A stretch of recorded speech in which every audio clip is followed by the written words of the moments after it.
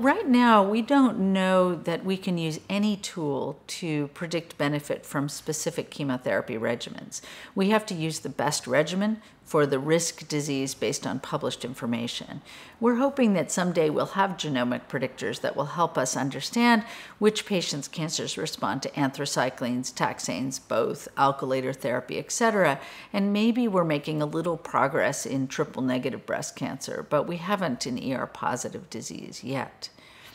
In terms of whether I would recommend chemotherapy to a patient with a low recurrence score, occasionally that's the case, and that's often where there's discordance between information that I obtain.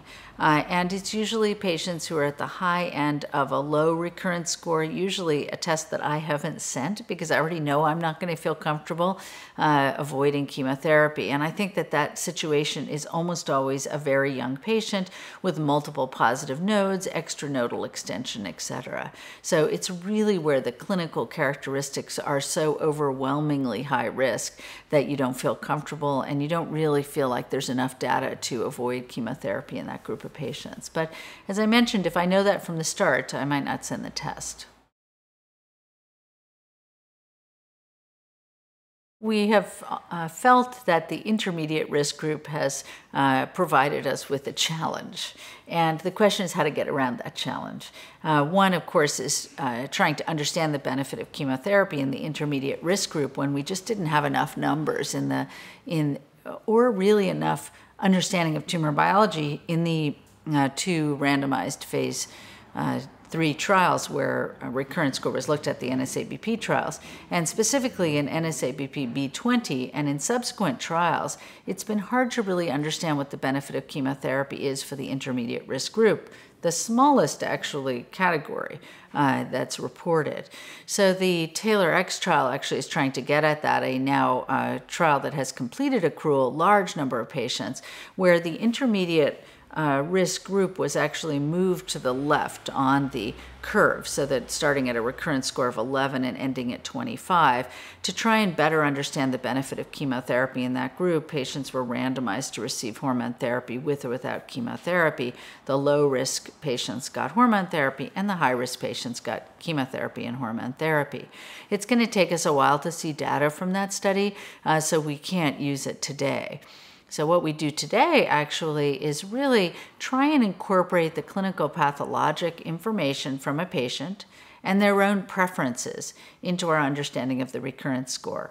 So if I have an intermediate score and the cancer is a big tumor in a younger patient, I'll tend to give chemotherapy. If it's a smaller tumor in an older patient, it will make me feel more comfortable using hormone therapy alone.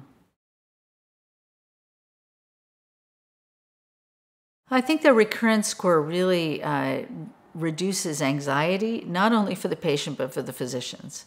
I think that we all feel more comfortable as a team making a decision with information that we can really put into context, and we feel then that we're providing the best recommendation with the information we have at present. And as we're going through treatment and patients are recovering from the side effects of treatment, which can take a fairly long time after adjuvant chemotherapy, depending on the patient, even up to a year to really feel completely recovered, have all your hair grow back and fingernails grow out, etc., a patient will feel much more confident that they've done the best thing possible. And in the worst situations where, despite our best attempts, the cancer recurs, we also feel comfortable that we've used the data in the best way, individualized for a patient's cancer, and with what we have today to make the best decision in terms of treatment.